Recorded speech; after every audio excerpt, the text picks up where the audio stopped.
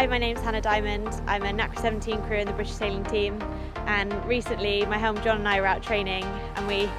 had a bit of an incident on the water where I lost John out of the back of the boat, and I'm going to explain to you what happened. So at the moment we're doing a lot of boat handling training, and we'd been out on the water for a few hours doing a lot of jibe sets, jibe drops, that kind of thing, and we were really trying to make sure that we were keeping all of the manoeuvres as close to how we would do them in racing as possible. And this one particular jibe set we did, we turned quite quickly through the jibe, did a really nice bear away before that, and I continued to pull the tack line out to hoist the spinnaker.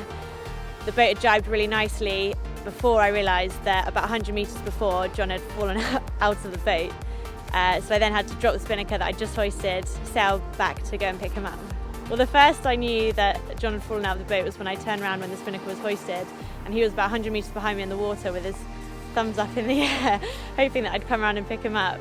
And I found it hilarious that I hadn't even noticed that he was missing. It's usually quite a quiet time in the boat, so that's why I didn't notice that he wasn't there,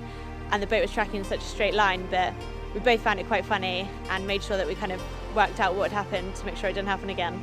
In the Nacra 17 it's actually reasonably common that people fall out of the boat. They're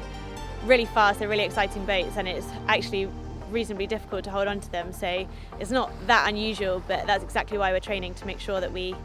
limit the number of times that those kind of things happen in racing. So I think if you're racing at your club and you know you've got a tricky manoeuvre coming up, you want to really make sure that you're in a solid position before the manoeuvre starts, and then make sure that you're attached to the boat all the way through and you're always in a really strong, solid position throughout the manoeuvre.